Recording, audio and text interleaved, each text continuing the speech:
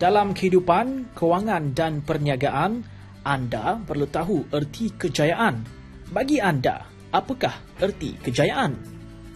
Kali ini di Sebalik Nama membawakan kejayaan yang dikecapi oleh seorang usahawan lelaki yang telah berjaya menapak nama dalam industri kosmetik atau lebih kepada kecantikan wanita.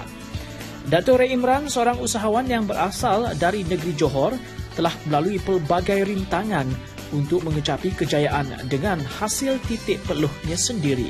Dengan pegangan prinsip hidup, fokus dalam apa jua yang dilakukan, beliau kini dapat menikmati kejayaan dan kesenangan hidup atas hasil usahanya sendiri.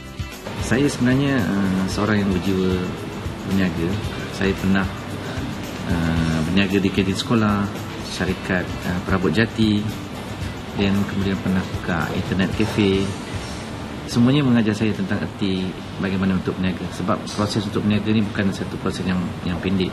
Jadi turun naik dalam bisnes itu biasa pada saya.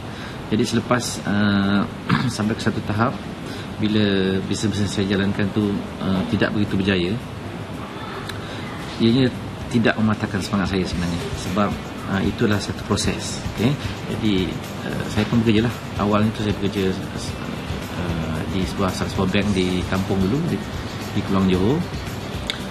Tapi jiwa berniaga tu tetap ada. Saya bekerja di bank di dalam 3-4 tahun, dan lepas tu saya berhijrah ke KL. Di KL saya bekerja di salah sebuah stesen TV. Saat yang paling saya gembira sekali apabila pendapatan saya mencecah sehingga 500,000 sebulan. Itu kenangan sangat-sangat manis lah. Dalam apa saja perkara, kita sebenarnya perlu pandang sesuatu dari sudut positif dengan negatif. Sebab biasanya saya tidak melihat dari sudut negatif. Saya selalu berbaik sangka. Jadi saya tak prepare perkara yang buruk. Itu sedikit kelemahan saya. Prinsip yang patut dipegang oleh semua orang, sebenarnya bukan untuk saya saja, untuk semua orang, adalah kalau kita yang paling penting adalah fokus. Bila kita nak buat sesuatu tu, kita pastikan kita buat sehingga jadi. Itu yang saya terapkan dalam diri saya. Dan maksudnya dekat sini, apa yang kita nak, kita kena fokus sehingga dapat. Jangan putus asa. Sebab yang menentukan sama ada berjaya atau tidak, kita sendiri. Dan untuk yang nak kaya cepat ni, sebenarnya nak kaya cepat boleh, tapi kena cara yang betul. Okay? Tapi sebenarnya tidak ada jalan pintas untuk berjaya. Sebab macam saya sendiri, saya sekarang berumur 44 tahun, dan dalam bisnes ni saya rasa lebih hampir 20 tahun. Saya bergelumang, turun dan naik.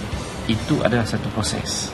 Sebab tak mungkin kita tiba-tiba kaya, tidak. Jadi kita perlu menghadapi semua proses itu, dan kita jangan iri hati dengan kejayaan orang lain. Jadikan itu sebagai satu pedoman untuk kita lebih berjaya. Sebab kita tak tahu apa yang dugaan cabaran yang mereka hadapi.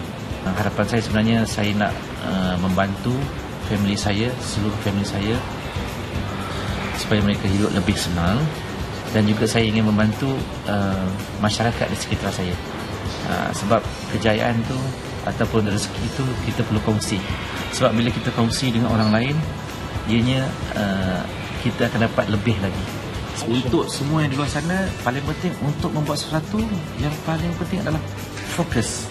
Saya ingatkan sekali lagi, fokus. Setiap kejayaan yang dikecapi akan lebih bermakna dengan adanya sokongan keluarga dan rakan-rakan. Dia berfikiran jauh ke depan, ada wawasan. Semenjak saya kenal dia, saya rasa senang untuk mendekati Datuk Ray. And then especially bila I pernah dengar tentang Kashmir, and then dia buat Kashmir tu dengan bersungguh-sungguh lah untuk dan dia berwawasan lah. Itu yang saya nampak tentang Datuk Ray. Untuk lebih dihormati, hubungan antara pekerja juga amat dititik beratkan oleh beliau. Baginya, sokongan pekerja di bawahnya amat memberi impak yang besar dalam mengemudi sesuatu perniagaan sehingga mencapai sasaran yang ditetapkan. Mengenali Datuk Ray sebagai seorang usahawan yang sangat berdedikasi dan juga seseorang yang sangat determin. Dia akan memastikan apa yang dia rancangkan akan dapat dilaksanakan. Datuk Ray, bos saya, semoga maju jaya dan semoga Kashmir akan bertambah-tambah lebih maju. Selamat maju jaya, Datuk.